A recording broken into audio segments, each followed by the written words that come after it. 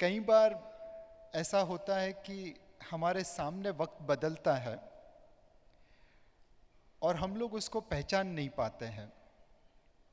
जैसे आज की तारीख में देखिए, एक समय था जब लड़कियां जाके मिस वर्ल्ड, मिस यूनिवर्स का टाइटल लेके आती थी और हम मर्द लोग जाके रेसलिंग करते थे।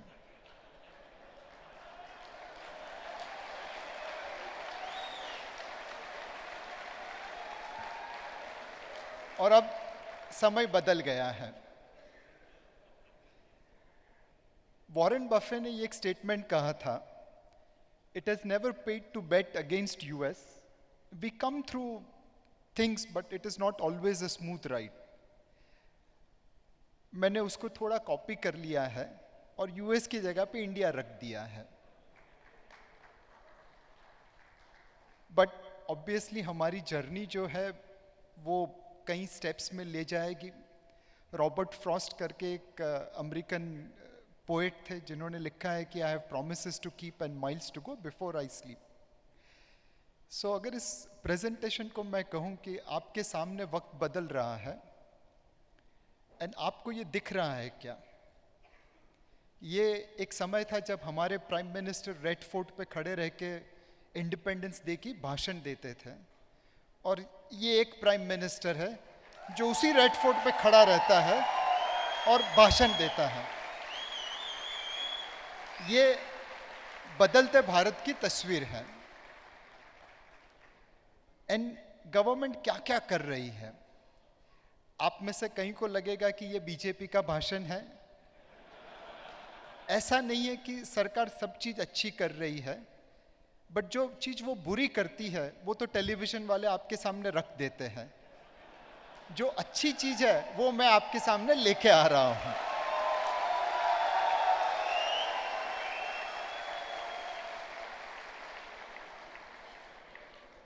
सो आप में से कितने लोग भूत प्रेत में विश्वास रखते हैं? बहुत सारे। एंड सरकार एक्चुअली काम कर रही है भूतों को पकड़ने का। ये पहली सरकार है जिसने कुल मिला के 5 करोड़ भूतों को भारत में पकड़ा है, और ये इनके घोस्ट बस्टिंग के इंस्ट्रूमेंट है। नंदन नीलेकनी साहब ने एक यूआईडी चालू किया था, हम सब ने आधार कार्ड रखे हैं। आज आप अगर राशन कार्ड लेने, राशनिंग की दुकान में राशन लेने जाते हैं, बहुत सारी जगह पे आपको बायोमेट्रिक आइडेंटिफिकेशन देना पड़ता है। एंड आप सभी को मालूम है, बचपन में आपने सीखा होगा कि भूत की चोटी होती है, भूत के फिंगरप्रिंट्स नहीं होते हैं। सो आधार के थ्रू सरकार ने 1.6 करोड़ बोगस राशन कार्ड ढूंढ के निकाले हैं, 3.5 करोड़ एलपीजी कनेक्शन ढूंढ के निकाले हैं, और इस भूत की जो पकड़ हो रही है, सरकार तकरीबन 27,000 करोड़ रुपए बचाएगी।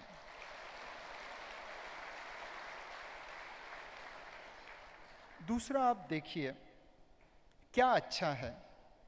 क्या वो महिला जो झोपड़ी में जाके जो लकड़े के कभी गीली कभी सूखी जला के अपना खाना बनाए, या एलपीजी सिलेंडर ले? कौन सा वाला सही होगा? और मेरे पास पोलिंग बूथ नहीं है तो आपको हाथ ही ऊपर करने पड़ेंगे।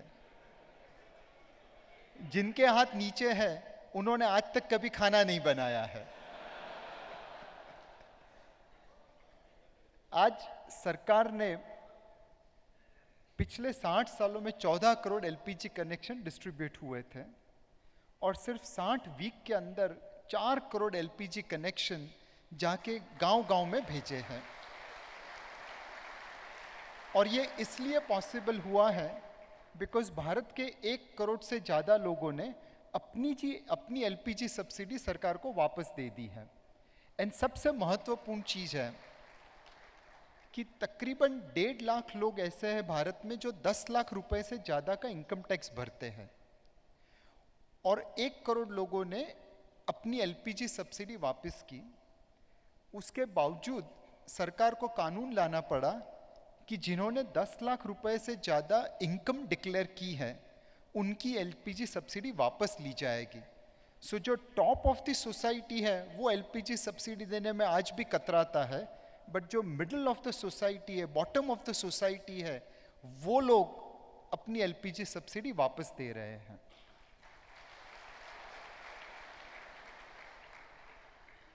हम लोग 70,000 करोड़ रुपया फर्टिलाइजर सब्सिडी में हर साल खर्चा करते हैं, बिकॉज यूरिया मार्केट प्राइस से 70-80% डिस्काउंट पे बेचा जाता है। कई लोगों ने अपने आप को फार्मर बना लिया है। सही किसान को यूरिया पहुंचे नहीं पहुंचे, बट फर्जी किसान को ये हमेशा पहुंच जाता है। अब सरकार ने एक कॉमन सेंसिकल चीज की है। हर गांव में भारत में कड़ुआ नीम मिलता है, लिमड़ा मिलता है, उसकी पेस्ट को यूरिया में मिक्स कर देते हैं, और अब वो जो कड़ुआ नीम लिमड़ा मिश्रित यूरिया है उसको आप कोई और चीज में यूज नहीं कर सकते, जैसे मिल्क एडल्ट्रेशन हुआ, केमिकल एप्लीकेशन हुआ। सिंपल सी चीज, गांव की बहुत सारी महिला को रोजगारी मिल गई, और 10,000 करोड़ रुपए से ज्यादा का जो फर्टिलाइजर डाइवर्जन होता था वो बंद हो गया। डिसीजन मेकिंग में ऑक्शन हो रहा है। अब आप को कोई तिकड़मबाजी लगाने की जरूरत नहीं है, और सरकार सारा मुनाफा अपने पास रख रही है। कोयले की प्रोडक्शन को देखिए, 2011, 12, 13, 14 में हम कोशिश कर रहे थे कि अपना कोयला जमीन के नीचे रहे, और साउथ अफ्रीका है, ऑस्ट्रेलिया है, इंडोनेशिया है, वहाँ पे जॉब्स एंड एम्प्लॉयमेंट हो। वहाँ से हम $17 बिलियन का कोयला हर साल इंपोर्ट करते थे। ये सरकार ने आके जमीन का जो कोयला है वो निकालना चालू किया। 2015 में हमने 34 मिलियन टन से ज़्यादा कोयला निकाला, जो पिछले 4 साल से ज़्यादा था। 2016 में 42 मिलियन टन निकाला, और जो देश 200 मिलियन टन कोयला इंपोर्ट करता था, जो $17 बिलियन फॉरेन एक्सचेंज में खर्चा करता था, 2019 में कोयले की इंपोर्ट 0 कर देगा।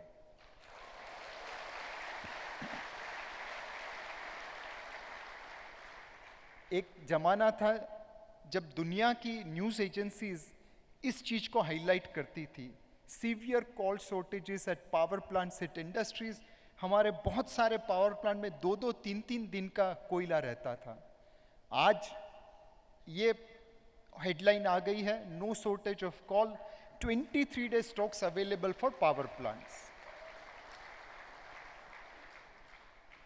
एक जमाना था 1997 से लेके 2004 के बीच में हमने बहुत सारे रोड बनाए, फिर धीरे धीरे रोड बनाने की कैपेबिलिटीज कम हो गई।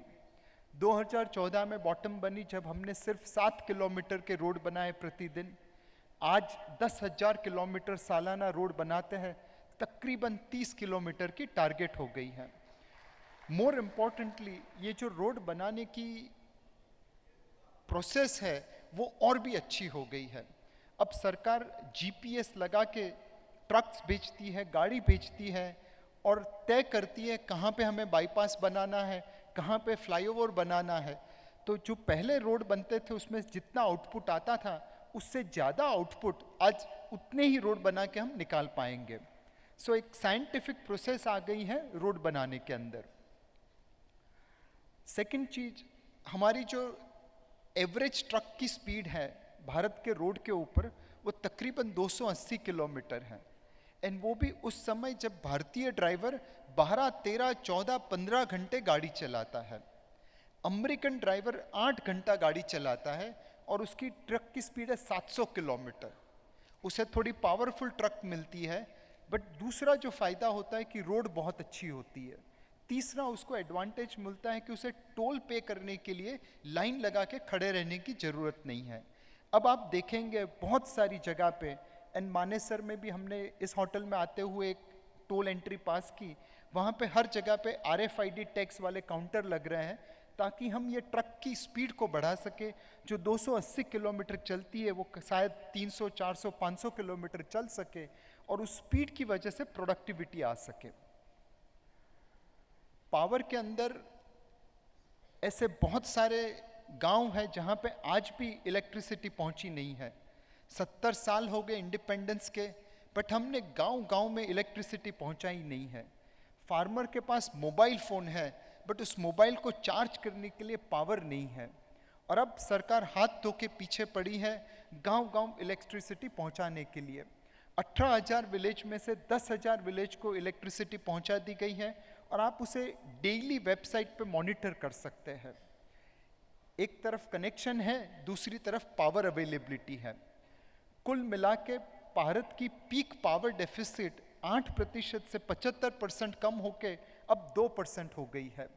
हर गांव जिसको पावर की ज़रूरत है उसे पावर मिल सकता है। एंड मोर इम्पॉर्टेंटली, आप एक वेबसाइट है vidyutpravaha.nic.in, जहाँ पे जाके आप चेक कर सकते हैं रोज कितना पावर अवेलेबल है। पीक समर में इस बार पावर अवेलेबल था। हमने हमेशा सुना है कि जब चाइना काम करता है वो 60, 70, 80% ग्रोथ कर लेता है। अब रिन्यूएबल एनर्जी में हम चाइना की तरह ग्रो करने लगे हैं। 2015 में हमारे पास सोलर कैपेसिटी कुल मिला के 3,700 मेगावाट थी। 2016 के अंत में उसे हमने 6,700 मेगावाट कर दी, 80% बढ़ा दी। आज बात कर रहे हैं 8,000 मेगावाट से ज़्यादा हो गई है, और 2019 का टारगेट है 16,000 मेगावाट का। सो हम अपने पास जो फ्री अवेलेबल है सनलाइट, उसका यूज़ करके पावर बना रहे हैं, और जितनी हम सनलाइट को पावर में कन्वर्ट करेंगे उतनी हमारी डिपेंडेंस कोल, गैस, ऑयल, ये टाइप के जो चीज़ हमें इंपोर्ट करनी पड़ती है उससे कम हो जाएगी। एलईडी बल्ब्स, ये एक रिवॉल्यूशन है जो हम अपनी आंखों के सामने देख रहे हैं। सबको पता है कि एलईडी बल्ब्स कॉस्ट इफ़िशिएंट है, एनर्जी इफ़िशिएंट है। इस सरकार ने, हमने जब स्लाइड बनाई तब तक नंबर था 11 करोड़ एलईडी बल्ब्स का, आज नंबर हो गया 14.5 करोड़ एलईडी बल्ब्स का। इसकी प्राइस कम हो गई है 350 रुपये से 50 रुपया, और लास्ट ईयर एलईडी बल्ब्स देके हमने 5,500 करोड़ की सेविंग की। 2019 तक का टारगेट है, हम 77 करोड़ एलईडी बल्ब्स डिस्ट्रीब्यूट करेंगे, 20,000 मेगावाट पावर बचाएंगे और 1,25,000 करोड़ की सेविंग करेंगे। आप सभी ने नोटिस किया होगा कि आपके इलेक्ट्रिसिटी बिल अब थोड़े कम होने लगे हैं। Partly it is happening because of this LED bulbs. एक अगेन पोलिंग टाइप का क्वेश्चन है, अगर आपको ट्रांसपोर्ट करना है, कौन सी चीज अच्छी रहेगी, कोयले को ट्रांसपोर्ट करना या इलेक्ट्रिसिटी को ट्रांसपोर्ट करना? Obviously electricity. जो कॉमन सेंस आप में है वो हमारे पहले के ब्यूरोक्रेट्स में नहीं थी। उन्होंने कोयले की ट्रांसपोर्ट के लिए जगह बना दी, बट पावर ट्रांसमिशन करने के लिए बहुत सारे कानून ऐसे बनाए कि पावर ट्रांसमिट ही नहीं हो पाए। अब लास्ट ईयर हमने 35,000 किलोमीटर की लाइंस लगा दी पावर ट्रांसमिशन के लिए। इस साल 50,000 किलोमीटर करेंगे, और एक स्टेट से दूसरे स्टेट पावर ट्रांसमिट करने के लिए जो रुकावट आ रही थी उसको हम दूर कर रहे हैं। रेलवे की कैपेक्स देखिए, हमने 10 साल में 1500 किलोमीटर की रेलवे बनाई। पिछले 2 सालों में हमने 3,500 किलोमीटर की रेलवे लाइन बनाई। जब हमें आज़ादी मिली तब हमारे पास अंग्रेजों ने 53,000 किलोमीटर की रेलवे लाइन छोड़ी थी। रेलवे बनने की शुरुआत हुई भारत में 1883 में, बंबई से थाने के बीच में रेलवे लाइन लगी। बट अंग्रेज लोग जो भारत छोड़ के जाने वाले थे किसी दिन, उन्होंने 53,000 किलोमीटर की रेलवे लाइन बनाई। उसके बाद 2013-14 तक हमने कुल मिला के 12,000 किलोमीटर की रेलवे लाइन बनाई। उन भारतीय रेलवे मंत्री ने जिनको इंडिया में रहना था, उन्होंने अंग्रेजों से 20% रेलवे लाइन बनाई। इस समय में हमारी वैगन कैपेसिटी जो थी, जिसके ऊपर हम माल ढो सके, वो सिर्फ 330% बढ़ी। पैसेंजर्स थे वो 600% से ज़्यादा बढ़े, और फ्रेट जो था वो तकरीबन 1400% बढ़ा। बट ये सारी वजह से हमारी जो गुड्स ट्रेन है जिसके ऊपर हम माल सामान को ले सकते हैं, उसकी एवरेज स्पीड कम हो गई 25 किलोमीटर। अफ्रीका के कई ऐसे देश हैं जहाँ पे लोगों को खाने को नहीं मिलता, बट जब वो ओलंपिक में मैराथन दौड़ते हैं, अपनी गुड्स ट्रेन से ज्यादा तेज दौड़ते हैं।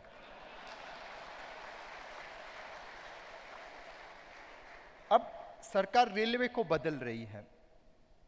पहली बार रेलवे में कंटेनर ट्रेन लॉन्च हो रही है, जहां पे टाइम टेबल होगा।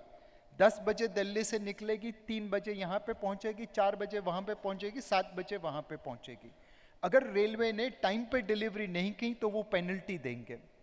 आप देखिए कितना कॉन्फिडेंस आ जाएगा। दुनिया में बहुत सारे देशों में जो ऑटोमोबाइल की मूवमेंट है वो रेलवे से होती है। भारत में आज तक हमारे पास ये टाइप के दृश्य देखना पॉसिबल नहीं है, बिकॉज हमारे पास वो रेलवे लाइन नहीं है, वो रेलवे रैक्स नहीं है जिस पे हम ऑटोमोबाइल मूव कर सके। बट अब मारुति सुजुकी कंसिडर कर रही है कि हम ऑटोमोबाइल्स को रेलवे लाइन से मूव करेंगे। दिल्ली से बेंगलोर का सफर सिर्फ 3 दिन में तय होगा, जो आज एक ट्रक को तकरीबन 7 दिन से ज्यादा लगते हैं। अगेन एक ये पोलिंग क्वेश्चन है, अगर आपको रेलवे लाइन बनानी है तो आप कैसे बनाएंगे? अपनी कॉन्स्टिट्यूंसी कहाँ पे है वो देख के, जैसे भारत में पहले रेलवे लाइन बनती थी, या उस रेलवे लाइन को कनेक्ट करेंगे जिससे मैक्सिमम आउटपुट मिलता है? पहली, दूसरी या तीसरी? जो आपको पता है वो पुराने रेलवे मंत्री को पता नहीं थी। रेलवे लाइन ऐसे बनती थी कि मंत्री जी की कॉन्स्टिट्यूंसी कहां पे है, कौन सा एमपी वोकल है। अब रेलवे लाइन बन रही है कि कैसे हम कनेक्टिविटी कर सके, कैसे हम थ्रूपुट बढ़ा सके। इन शख्स को आप जानते हैं? बहुत कम लोग जानते होंगे। ये मेजर जनरल खंडूरी है। उन्होंने 7 साल रोड मिनिस्टर का काम किया 1997 से लेकर 2004 के बीच में, और उनके पहले जितने रोड मंत्री थे उन्होंने जितनी सड़कें बांधी उससे ज्यादा सड़क उन्होंने सिर्फ 7 साल में बांधी। इनके तय होते हुए गोल्डन क्वाड्रिलेटरल प्रोजेक्ट बना है। पिछले फोर्टनाइट मुझे बंबई से सूरत आना था और बारिश बहुत ज़्यादा थी, तो हमारी रेलवे थोड़ी डिले हो गई और मुझे 1 मिनट भी नहीं लगा कि चलो मैं गाड़ी लेके सीधा बोरीवली स्टेशन की जगह सूरत स्टेशन चला जाता हूँ। और सिर्फ 3.5 या 4 घंटे लगे मुझे बंबई से सूरत पहुँचने में। ये इसलिए पॉसिबल है कि मेजर जनरल खंडूरी ने नेशनल हाईवे बनाए थे। वो गोल्डन क्वाड्रिलेटरल से बंबई, दिल्ली, कलकत्ता और मद्रास को कनेक्ट किया। अब ऐसा ही एक और प्रोजेक्ट बन रहा है कॉल्ड डेडिकेटेड फ्रेट कॉरिडोर। ये डेडिकेटेड फ्रेट कॉरिडोर तकरीबन 3400 किलोमीटर की रेलवे लाइन बना रहा है गुड्स ट्रेन के लिए। बंबई से लेके दिल्ली तक और लुधियाना से लेके दानकुनी जो वेस्ट बंगाल में है वहां पे कनेक्टिविटी हो पाएगी। ये रेलवे लाइन जैसे गोल्डन क्वाड्रिलेटरल प्रोजेक्ट ने भारत की शकल बदल दी, वैसे रेलवे को बदल सकता है। एवरेज स्पीड हमारी गुड्स ट्रेन की 25 किलोमीटर की है, ये तकरीबन 75 किलोमीटर दौड़ेगी। आज एवरेज रेलवे ट्रेन 5000 टन का सामान वे करती है, उसके बाद 13,000 टन, ऑलमोस्ट 2.5 टाइम्स हम लोग वे करेंगे। आज हम जब ट्रैक लगाते हैं तकरीबन 100 से 150 मीटर पर दिन लगता है। इस वक्त हम जो लगा रहे हैं इस गोल्डन डेडिकेटेड फ्रेट कॉरिडोर को, वो उससे 10 गुना स्पीड पे हो रहा है, तकरीबन 1.5 किलोमीटर हर रोज। एंड आप इसी एक जो डेडिकेटेड फ्रेट कॉरिडोर है उसके अंदर एक प्रोजेक्ट बन रहा है कॉल्ड ईस्ट वेस्ट कॉरिडोर। हमारी जो कोयले की माइंस है वो तकरीबन 4 स्टेट के अंदर है, Orissa, Chhattisgarh, Jharkhand, Bihar and West Bengal. And वो सारी एक जगह पे कॉन्सेंट्रेटेड है। हमारे पास कोयला जमीन में है, बट उसे बाहर निकाल के हर जगह पे पहुंचाने के लिए रेलवे लाइन नहीं है। अब सरकार एक रेलवे लाइन बना रही है connecting Jharkhand, Orissa and Chhattisgarh. And उस रेलवे लाइन की वजह से हमारी कोयले धोने की क्षमता, कोयले ट्रांसपोर्ट करने की क्षमता तकरीबन 280 मिलियन टन से बढ़ जाएगी। आज भारत कुल मिला के 500 मिलियन टन कोयला प्रोड्यूस करता है, बट उसे रेलवे से धोने के लिए, रेलवे से निकालने के लिए 280 से 300 मिलियन टन की कैपेसिटी है। सिर्फ ये लाइन 440 किलोमीटर की बना के हम उसे 280 मिलियन टन से बढ़ा देंगे, ऑलमोस्ट डबल कर देंगे। जब हम कोयले को रेलवे की लाइन से लेके जाते हैं, उसकी जितनी कॉस्ट आती है उससे ऑलमोस्ट 10 गुना कॉस्ट आती है जब उसे हम ट्रक से मोबिलाइज करते हैं, ट्रक से लेके जाते हैं। 448 किलोमीटर की रेलवे लाइन भारत की कोयले की इंडस्ट्री को बदल देता है। एंड जिस स्पीड से ये डेडिकेटेड फ्रेट कॉरिडोर पे काम चल रहा है उसे देखने लायक है। कभी गूगल अर्थ में जाके ईस्टर्न रेलवे कॉरिडोर के ऊपर देखना और आपको पता चलेगा किस तरह से काम बढ़ रहा है। मेरा एक दोस्त है जगदीश्वर टोपो करके, जिन्होंने इस 3400 किलोमीटर रेलवे लाइन के ऊपर जर्नी की। उसने कुछ फोटो भेजे हैं जहां पे आप देख सकते हैं किस तरह से काम हो रहा है। एंड हम 10 गुना स्पीड से आज रेलवे ट्रैक बना रहे हैं because of this machine. It is called automatic railway track laying machine. इस मशीन से आप स्लीपर्स अपने आप लगा सकते हैं, साइड से रेलवे ट्रैक आ जाता है और जो मैन्युअल लेबर है वो खाली नट्स एंड बोल्ट्स को टाइट करता है। जैसे ये डेडिकेटेड फ्रेट कॉरिडोर बन रहा है, उसके साथ साथ एक दिल्ली मुंबई इंडस्ट्रियल कॉरिडोर बन रहा है। वडोदरा में मकड़पुरा के आसपास, साबरमती में आमली रोड के आसपास, ये सारी जगह पे एक स्पेशल इकोनॉमिक जोन बनेगा जहाँ पे कंपनीज जो आएगी वो अपने गुड्स को ट्रांसपोर्ट कर पाएगी। बहुत साल पहले एक कंप्यूटर कंपनी थी जिसे भारत में आके प्रिंटर बनाने का कारखाना लगाना था, फैक्ट्री लगानी थी। उन्हें जो समय लगता था उस प्रिंटर को कारखाने से निकाल के एक्सपोर्ट करने के लिए, वो तकरीबन 7 दिन का लगता था।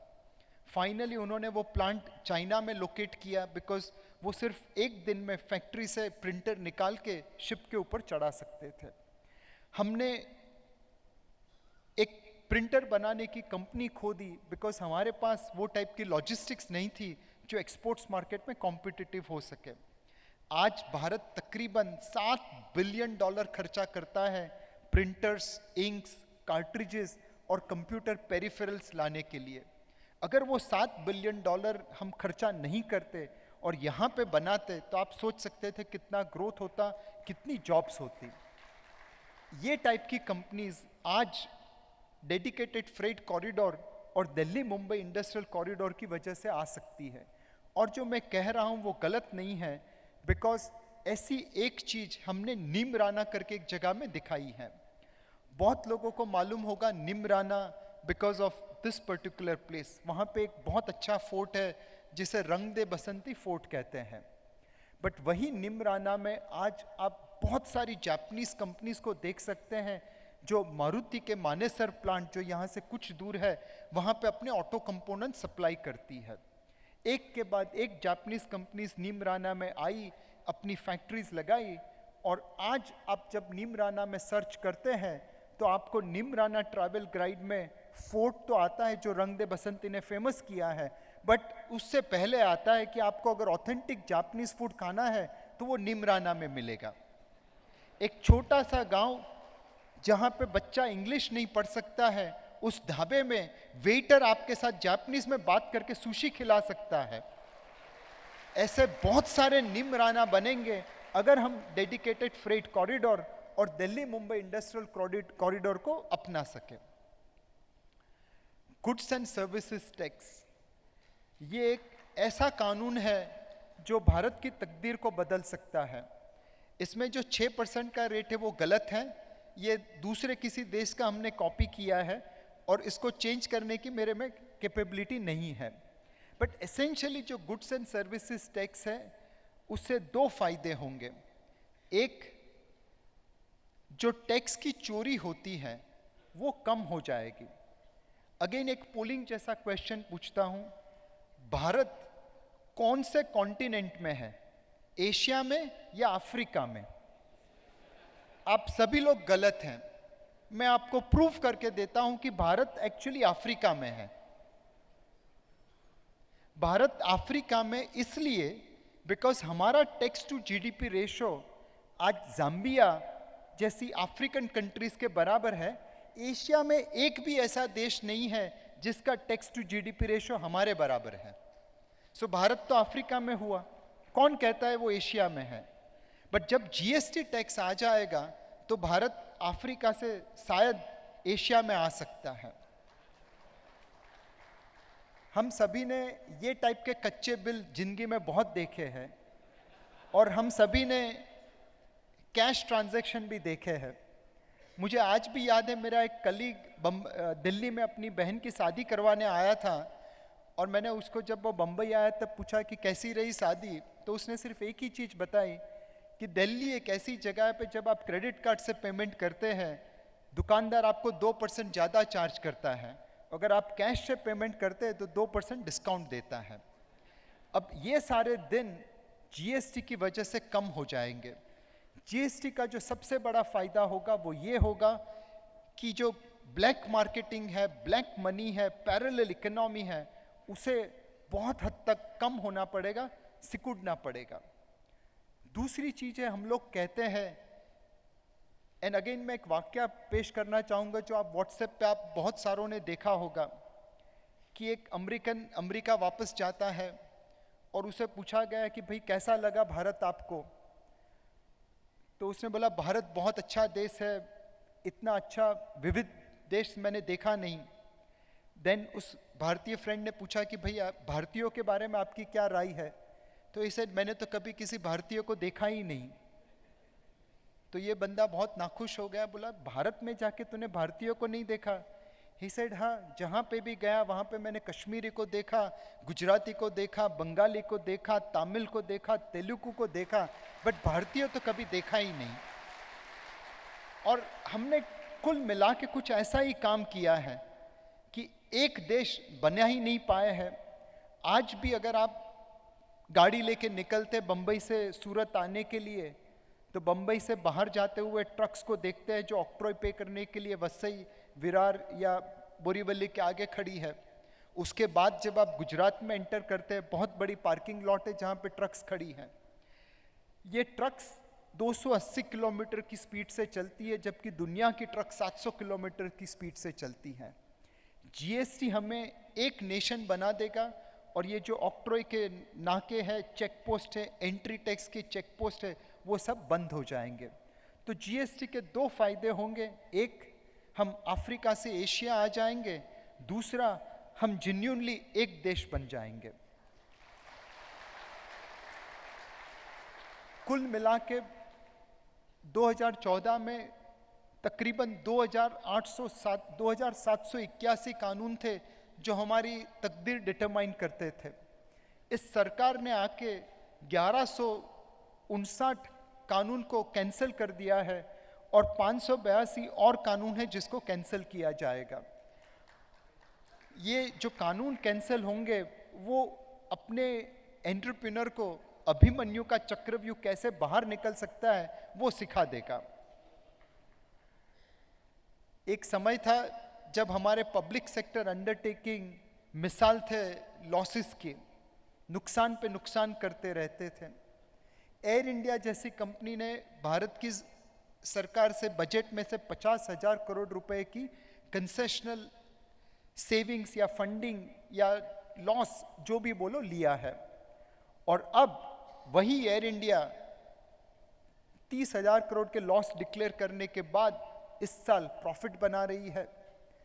बीएसएनएल इस साल प्रॉफिट पोस्ट करेगी, शिपिंग कॉरपोरेशन इस साल प्रॉफिट पोस्ट करेगी। बहुत सारे पीएसयूज हमारे टर्न अराउंड हो रहे हैं। डिजिटल इंडिया गवर्नमेंट को लोगों के पास लेके जा रहा है। एक समय था जब पासपोर्ट निकालना हो तो ऐसा लगता था कि चक्रव्यूह का युद्ध लड़ने जा रहे हैं। सिर्फ 50 लाख पासपोर्ट इश्यू करने में 4 महीने की डिलीवरी लगती थी, जूते घिस जाते थे उस एजेंट को मनाने के लिए। अब 2 करोड़ से ज़्यादा पासपोर्ट सालाना इश्यू होते हैं और सिर्फ 14 दिन लगते हैं इस पासपोर्ट को आपके पास पहुंचने में। और इस क्राउड में I am sure there are many people who have received their passport in less than 7 days। Yes और नो? सरकार वाकई मिनिमम गवर्नमेंट और मैक्सिमम गवर्नेंस को फॉलो कर रही है। बैंकिंग सेक्टर के अंदर अगर आप ऐसे लोगों को मिले जो वेजिटेबल वेंडर है, फ्रूट वेंडर है, रिक्शा वाला है, जो छोटा मोटा बिजनेस चलाते हैं, उन्होंने एवरेज कितनी ब्याज की दरें पे की होगी? हम जो सालाना भरते हैं वो दिन की भरते हैं, 24%, 30%, 40% दिन की ब्याज की दरें भरते हैं। पहली बार सरकार स्मॉल फाइनेंस बैंक को फोकस दे रही है कि वो जाके उन लोग जिन्होंने बैंकिंग क्षेत्र में अब तक बोरोइंग नहीं किए, उनको पैसा दे, उनको लेंडिंग दे, उनकी ब्याज की दरें कम कर दे। मुद्रा लोन के through small and medium enterprises को कंसेशनल रेट पे लोन्स मिल रही है। टोटल कुल मिला के 3.2 करोड़ बोरोअर्स को 1,25,000 करोड़ की लेंडिंग मिली है। ये सारे छोटे मोटे एंटरप्रेन्योर्स मिलके अपनी इंडस्ट्री को ग्रो कर रहे हैं। जनधन योजना का बेनिफिट आपने देख लिया है, 5 करोड़ से ज़्यादा बूथ को हम पकड़ सके हैं। एक समय था पीएसयू बैंक्स के एनपीए कारपेट के नीचे आ रहे थे, आज वही एनपीएस डिक्लेयर हो रहे हैं और अब बैंक मैनेजर उस एनपीए की रिकवरी के पीछे हाथ धो के लगा पड़ा है। मेक इन इंडिया ऑब्वियसली इस वक्त ये एक ख्वाब है, इसको हकीकत में बनाना है। बट जैसा मैंने कहा कि हमने वो प्रिंटर कंपनी जो भारत में बेस बनाना चाहती थी उसे खो दिया बिकॉज हम उसे लॉजिस्टिक्स प्रोवाइड नहीं कर पाए। उसी तरह एक कंपनी थी जो नागपुर में ऑरेंज जूस का प्लांट बनाना चाहती थी बिकॉज नागपुर के संतरे दुनिया में सबसे अच्छे हैं, बट हमारे पास वो लॉजिस्टिक्स नहीं थी कि नागपुर में बनाया हुआ संतरे का जूस सिर्फ 24 या 48 घंटे के अंदर पोर्ट पे आ जाए ताकि उसको एक्सपोर्ट कर सके। अब सरकार कोशिश कर रही है कि मेक इन इंडिया के थ्रू हम उन कंपनीज को यहाँ पे लेके आ सके और उनके थ्रू यहाँ की इंडस्ट्रियल डेवलपमेंट को बढ़ा सके। इसमें समय लगेगा बट उसके सिवाय अपने पास चारा नहीं है।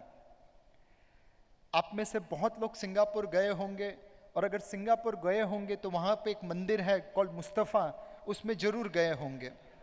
वो मंदिर 24 घंटा चालू रहता है, बट भारत में अगर मुझे कोई दुकान 24 घंटे चालू रखनी है तो सरकार सिर्फ केमिस्ट को ही वो परमिशन देती है।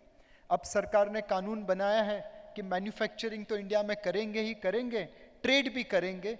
24 घंटे अब मॉल खुले रह सकते हैं। बम्बई में, दिल्ली में, चेन्नई में, कोलकाता में हम मुस्तफ़ा जैसी कंपनी खड़ी कर पाएंगे। दूसरा, हमारे पास अब एक प्राइम मिनिस्टर है जो खुद दौड़ रहे हैं।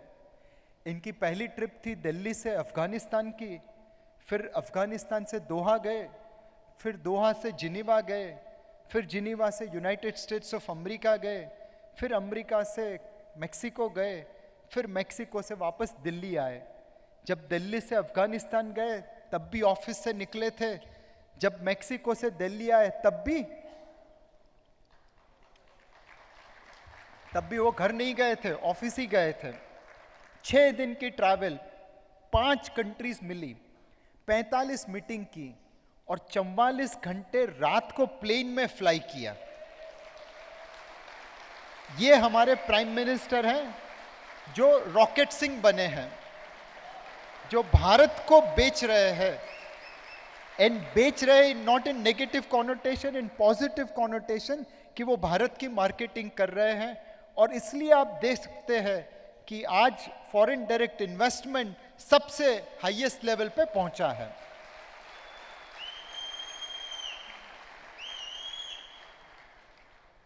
और एक महत्वपूर्ण चीज भारत में हो रही है, ये भारत की बैंकिंग सिस्टम थी मार्च 2016 में, और ये भारत की बैंकिंग सिस्टम है आज की तारीख में।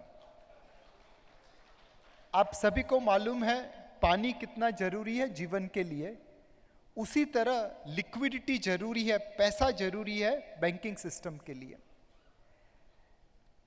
ये एक चार्ट है जो भारत की बैंकिंग सिस्टम में कितनी लिक्विडिटी थी वो दिखाता है।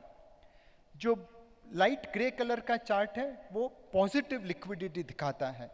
बैंकों को उस दिन आरबीआई से बोरो करने की जरूरत नहीं है। जो लाइट रेड जोन है वो समय दिखाता है बैंकों को आरबीआई से बोरो करने के लिए। पिछले 6 सालों में 2010 से लेकर 2016 में ज़्यादातर हमारी बैंकें हर सुबह कटोरा लेके आरबीआई की खिड़की के आगे खड़ी थी कि आप कटोरे में कुछ पैसा दे तो हम अपनी बैंक में जाएंगे, नहीं तो फिर घर जाएंगे। और अब अप्रैल 2016 से रिजर्व बैंक ने लिक्विडिटी को न्यूट्रल लेवल पे लाके रखा है। -3 लाख करोड़ की नेगेटिव लिक्विडिटी को उन्होंने आज +16,000 करोड़ में कन्वर्ट कर दिया है। अब बैंक्स आरबीआई के पास खड़ी नहीं हो रही है, वो खुद अपना धंधा कर रही है, लोगों को क्रेडिट दे रही है।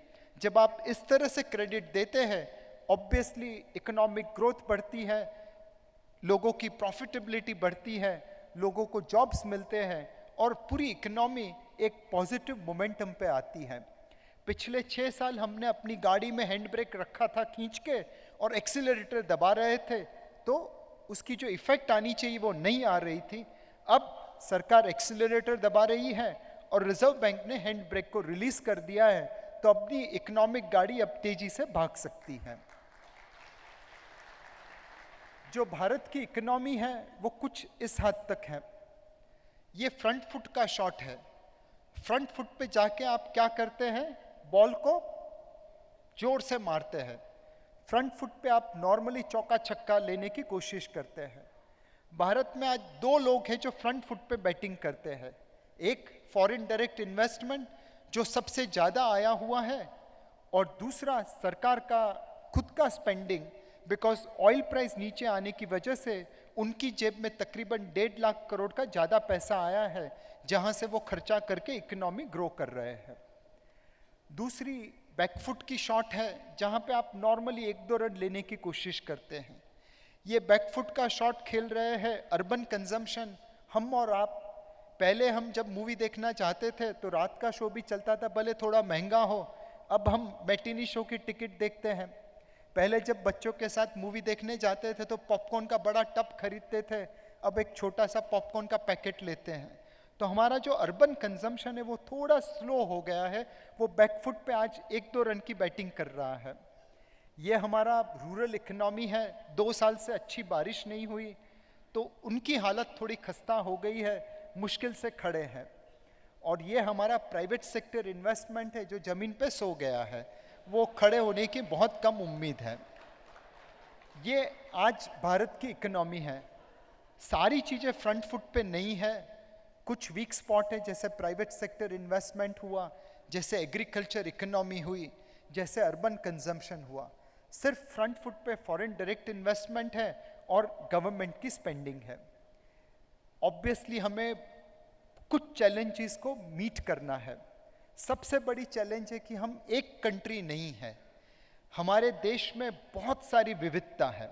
जब आप भारत की बात करते हैं तो ये समझ लीजिए कि ये एक ऐसा देश है जहाँ पे 25 करोड़ बैंक अकाउंट 1 साल में खुलते हैं जनधन के थ्रू। ऑस्ट्रेलिया को अगर उतने बैंक अकाउंट खोलने होंगे तो 10 जन्म लेने होंगे, बिकॉज उनकी जितनी पॉपुलेशन है उतने से उससे 10 गुना ज़्यादा तो बैंक अकाउंट हम एक दिन में खोलते हैं। ये एक ऐसा देश है जहाँ पे रेलवे देख के लोग डरते हैं कि अरे आपकी रेलवे में घुसे कैसे। उन्हें कैसे समझाएं कि भाई पूरे ऑस्ट्रेलिया की जितनी पॉपुलेशन है उससे ज़्यादा लोग तो हम रोज अपनी रेलवे लाइन में धोते हैं। सो जब आप दुनिया की बात करें तो वो भारत के किसी सिटी से कम है, किसी प्रांत से कम है, किसी स्टेट से कम है। हमारे देश में इतनी सारी विविधता है कि उसे कंबाइन करके चलाना इटसेल्फ इज अ चैलेंज। दूसरी चीज है कि हम हमेशा कहते हैं मोदी ये नहीं करते, मोदी वो नहीं करते, बट लोगों को ये पता नहीं है कि आज स्टेट गवर्नमेंट्स मिला के सेंट्रल गवर्नमेंट से ऑलमोस्ट 1.6 टाइम्स बड़ी हो गई है। आपकी डेली लाइफ में सेंट्रल गवर्नमेंट के कुल मिला के 4 लाख कर्मचारी है जो इम्पैक्ट कर सकते हैं। कुछ एक्साइज में काम करते हैं, कुछ कस्टम्स में काम करते हैं, कुछ इनकम टैक्स में काम करते हैं, बट आपकी डेली लाइफ में 1.5 करोड़ से ज़्यादा स्टेट गवर्नमेंट एम्प्लॉयज़ रोज आपको इम्पैक्ट करते हैं। तो मोदी अकेला क्या करेगा? पूरे स्टेट को, पूरी स्टेट मशीनरी को चलना पड़ेगा so that all of us can feel कि अच्छे दिन आ गए हैं। तीसरा, आज भी बैंकिंग क्षेत्र में एनपीए का हालत बहुत बड़ा है।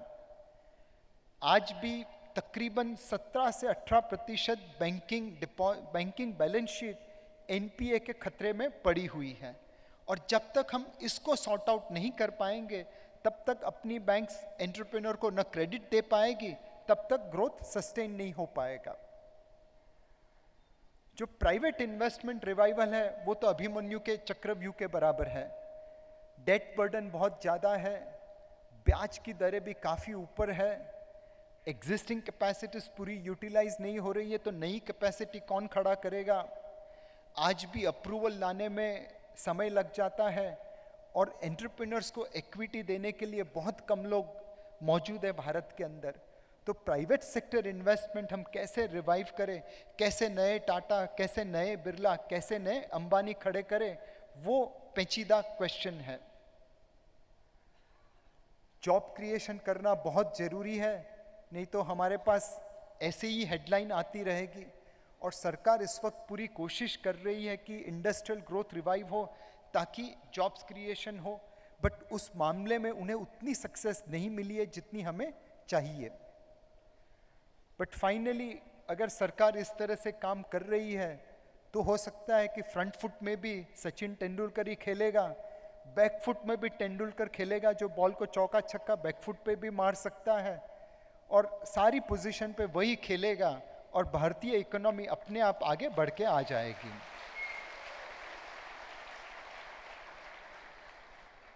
अब ये कुछ स्लाइड है मार्केट के बारे में। मुझे कहा गया था कि आप खाली जीएसटी और इंडियन इकोनॉमी पे बात करना, बट मैं लिबर्टी ले रहा हूँ, मुझे मार्केट के बारे में भी दो बातें करनी है। सबसे पहले, in the business world rear view mirror is always clearer than windshield. आप मुझे पीछे की किसी भी बाबत के लिए सवाल पूछ लिए, मैं उसका बहुत कन्विंसिंग आंसर दे पाऊंगा, बट आगे के लिए कुछ भी कहिए तो मैं नहीं कह पाऊंगा। दूसरी, वॉरेन बफे जैसे महादानता ने ये एक बात कही है कि I haven't met anyone who can predict future, और फिर भी मैं आपको मार्केट में आगे क्या होगा वो बताने की कोशिश कर रहा हूँ। आप में से बहुत लोगों ने ये दो जगह देखी होगी, एक है प्रयाग इलाहाबाद के पास, दूसरा हमारे गुजरात में सोमनाथ के पास। ये दोनों चीज़ों में, ये दोनों स्थल पे र्यूमर है कि यहाँ पे त्रिवेणी संगम होता है। प्रयाग में गंगा, जमुना, सरस्वती मिलती है, और सोमनाथ में भी इसी तरह 3 नदियाँ इंक्लूडिंग सरस्वती मिलती है। हमारी परंपरा में कहा गया है कि जब आप त्रिवेणी संगम में स्नान करते तो आपको मोक्ष मिलता है। मैं क्यों त्रिवेणी संगम की बात कर रहा हूँ मार्केट के लिए, बिकॉज मुझे लग रहा है कि अपनी मार्केट में भी त्रिवेणी संगम हो रहा है। पहला त्रिवेणी संगम है फ्लोस का। हर मार्केट को बढ़ने के लिए पैसा चाहिए। आज की तारीख में म्यूचुअल फंड्स ने आप जैसे लोगों की वजह से last year 70,000 crore equity market में लगाया। पहले 4-5 महीनों में हमारी स्टार्ट थोड़ी कम है, बट मुझे लगता है कि इस बार भी हम 50 से 60,000 करोड़ रुपया इक्विटी मार्केट में लगा देंगे। LIC लास्ट ईयर भी 50,000 करोड़ के आसपास इक्विटी में लगाया था, इस साल भी लगा देगा। प्राइवेट इंश्योरेंस कंपनी ने लास्ट ईयर 35,000 करोड़ की इक्विटी बेची थी, मुझे लगता है इस बार वो 15-20 हज़ार करोड़ की इक्विटी खरीदेंगे, बिकॉज उनको IPO लेके आना है। Banks, EPFOs, national pension scheme और प्राइवेट प्रोविडेंट फंड ट्रस्ट, इन सभी ने मिलकर लास्ट ईयर तकरीबन 12 से 15,000 करोड़ की इक्विटी खरीदी थी, इस बार 20,000 करोड़ की इक्विटी खरीद सकते हैं।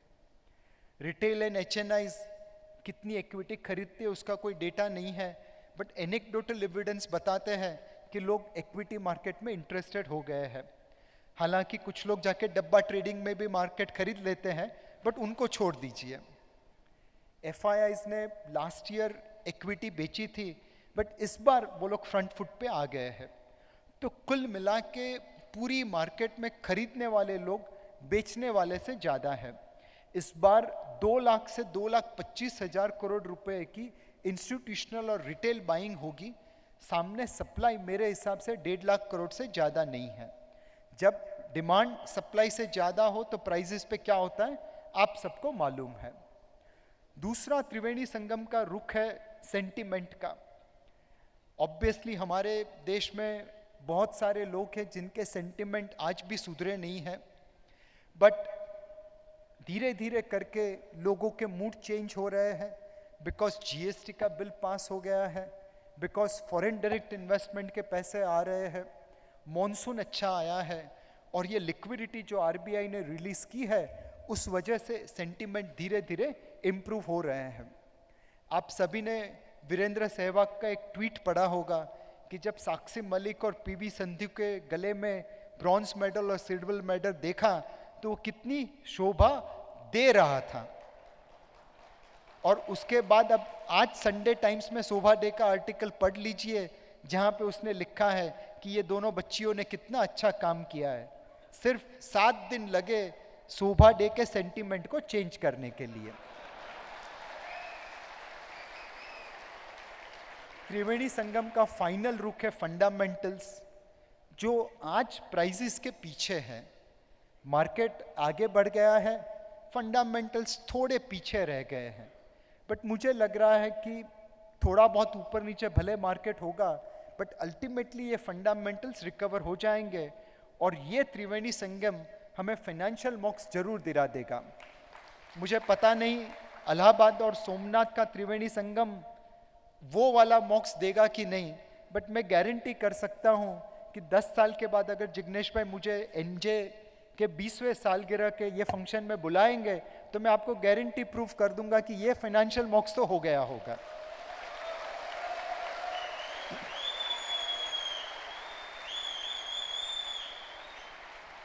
ये अलग अलग क्षेत्र के वैल्यूएशन है जो कहता है कि मार्केट आज फेयर वैल्यू के थोड़े ऊपर है, बट जिस तरह से सरकार काम कर रही है, जिस तरह से फ्लोज, फंडामेंटल्स एंड सेंटिमेंट्स मिल रहे हैं इस मार्केट में, धीरे धीरे करके अगर निवेश करें, एसआईपी करके निवेश करें तो नुकसान नहीं होगा, सिर्फ वॉलेटिलिटी को सहन करना पड़ेगा।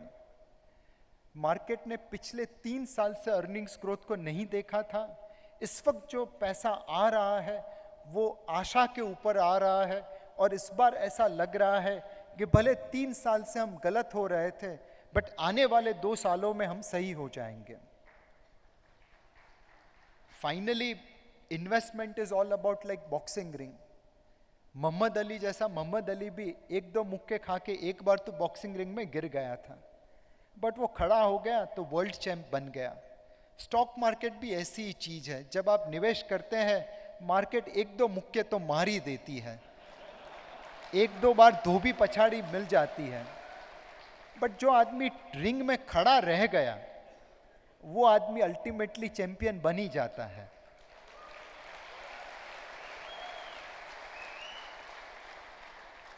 दो चीज है जो आपके सामने पेश करना चाहता हूं अपने क्लाइंट को दिखाने के लिए। आई एम श्योर आपने और आपके सभी क्लाइंट ने 3 इडियट्स मूवी देखी होगी। मैं नीरज भाई से रिक्वेस्ट करूंगा कि इस मूवी का एक सीन है जो आपकी मोबाइल ऐप पे ऐड करवा दीजिए और क्लाइंट को पक्का दिखाना जब भी वो क्वेश्चन करे कि अच्छे दिन आए या नहीं आए। इस मूवी में एक सीन था जहाँ पे आमिर खान, सरमन जोशी और माधवन एक जगह पे खड़े थे और वीरू सहस्त्रबुद्धे बोमन ईरानी कहता है कि एक कदम आगे लो अगर आपको ये रिस्पॉन्सिबिलिटी लेनी है। सरमन जोशी बेचारा वहाँ का वहीं खड़ा रहा, सेइंग दैट मुझे आगे नहीं बढ़ना है, बट माधवन और आमिर खान एक कदम पीछे आ गए तो ऑटोमेटिकली सरमन जोशी आगे दिखने लगा। ऐसे सरमन जोशी हमारे क्लाइंट के बीच में बहुत है और उनको ये स्लाइड दिखाना। फरवरी 2008 में भारत, रशिया, ब्राज़ील तीनों एक लेवल पे खड़े थे। आज ब्राज़ील हर लोगों के दिमाग पे छाया हुआ है बिकॉज ऑफ ओलंपिक।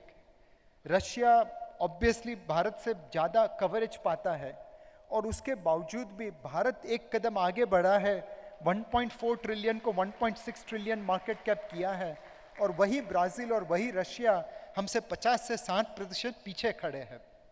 हमारे सरमन जोशी ये चीज़ देख पा नहीं रहे हैं, बट दुनिया के सरमन जोशी ऐसे नहीं है।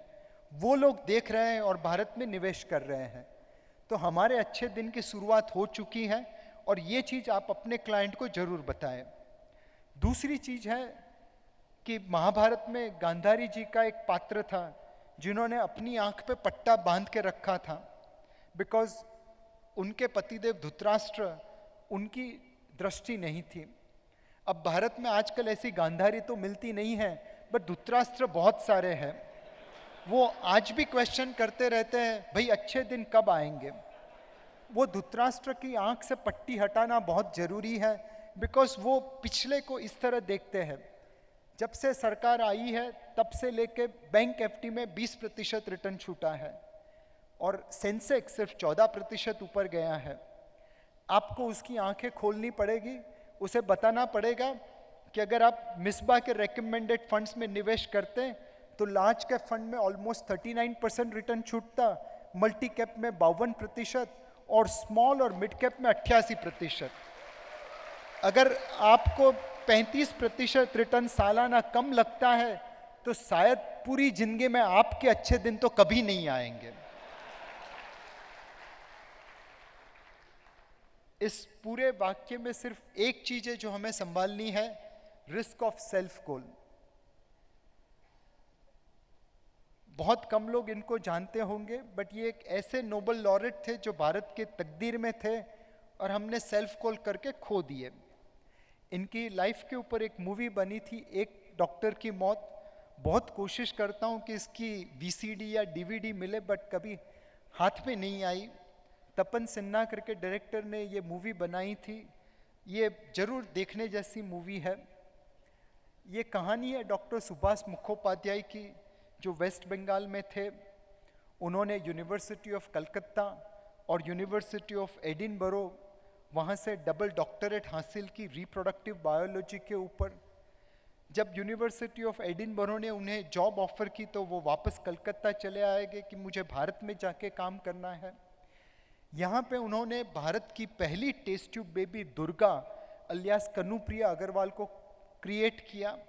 This was done way back in 1978। उस वक्त उनके पास कोई आध्यात्मिक आधुनिक तकनीक नहीं थी। लेबोरेटरी में जो टेस्ट ट्यूब और वायल्स होती थी उसको यूज़ किया, घर में जो रेफ्रिजरेटर था उसको यूज़ किया, और उस अड़चनों के बावजूद उन्होंने भारत की पहली टेस्ट ट्यूब बेबी क्रिएट की।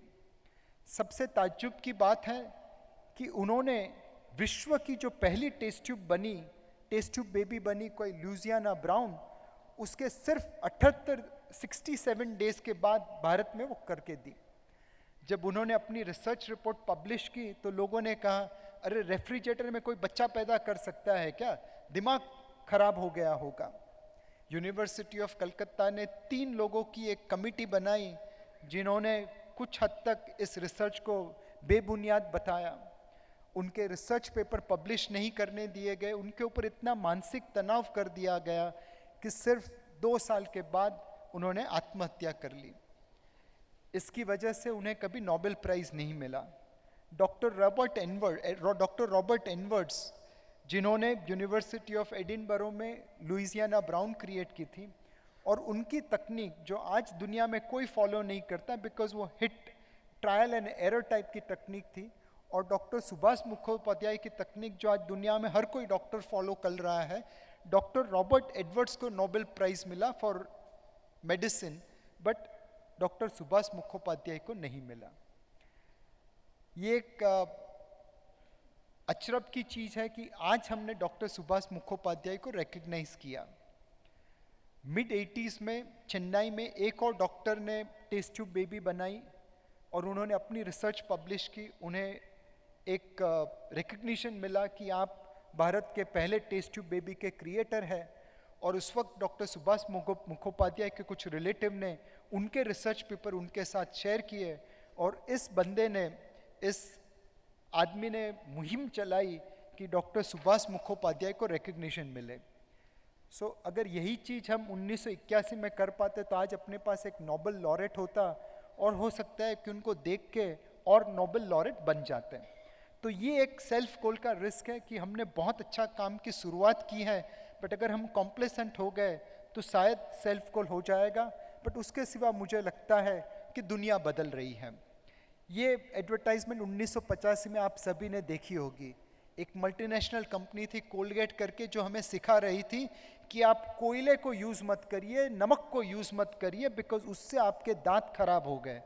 हमने उस मल्टीनेशनल कंपनी को सिखा दिया कि नमक तू टूथपेस्ट में यूज़ कर, कोयला तू टूथपेस्ट में यूज़ कर, बिकॉज उससे दांत अच्छे होते हैं। तो ये चीज़ जो हमने मल्टीनेशनल कंपनी के साथ की है, वो अब दुनिया के साथ करेंगे।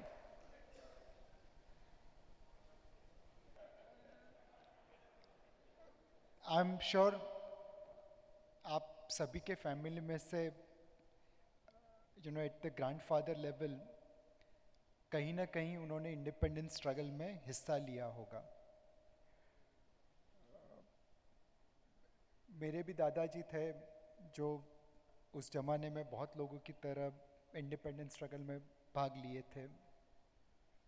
एंड मेरी दादी माँ हमेशा जब उनके लिए बात करती थी तो बड़े फ़क्र से बात करती थी कि तेरे दादाजी ने छाती पे लाठी खाई थी। ऑब्वियसली मैं वैसा काम नहीं कर सकता बिकॉज अब हम आज़ाद हैं, बट मुझे भी एक तमन्ना है कि मेरी बीवी भी जब मेरे पोतों को बात करे तो बड़े फ़क्र से बात कर सके कि चलो तेरे दादा ने भी कुछ ऐसा काम किया था। एंड ऐसा मैं क्या काम कर सकता हूँ। सो अगर देखें आज की तारीख में तो जो लिस्टेड इंडिया है, हमारी जो कंपनीज हैं, उसमें आज 25% ओनरशिप FII की है, 9% ओनरशिप FDI की है। तो 34% of listed India already foreigner के हाथ में पहुंचा है। और उन FIIs को हमने परमिशन दी इंडिया में इन्वेस्ट करने की सिर्फ 21 साल पहले 1994 में। 21 सालों में वो 25% पहुंच गए, और 5-10 साल निकल गए तो हो सकता है कि वो 50% पहुंच जाए। अगर हम सरकारी कंपनीज को निकाल लें तो ऑलरेडी फॉरेनर्स आज 44% पे पहुंच चुके हैं। क्या भारत एक आज़ाद देश कह पाएगा जब 51% ऑफ भारतीय लिस्टेड कंपनीज किसी फॉरेनर के हाथ में हो? जब मुकेश अंबानी, दीपक पारेख, चंदा कोचर जैसी व्यक्तियां काम करे, बट उनकी बेनिफिट लंदन में, न्यूयॉर्क में, टोक्यो में ज़्यादा मिले और जूनागढ़, राजकोट, भावनगर में कम मिले। सो हम लोग सब कोशिश कर रहे हैं भारत की इकोनॉमिक इंडिपेंडेंस टिकाने की। हम कोशिश कर रहे हैं म्यूचुअल फंड बेच के उस सेविंग्स को इक्विटी मार्केट में लाने की, ताकि आने वाली भारतीय पीढ़ी आज़ाद रह सके। आप सभी लोग भी वही काम कर रहे हैं। आप सभी को धन्यवाद। And I am sure one day when our wife will be talking to our kids, she will be able to tell proudly कि बेटा तेरे बाप ने एक काम तो अच्छा किया था, भारत की इकोनॉमिक इंडिपेंडेंस रखे रखी थी। Thank you.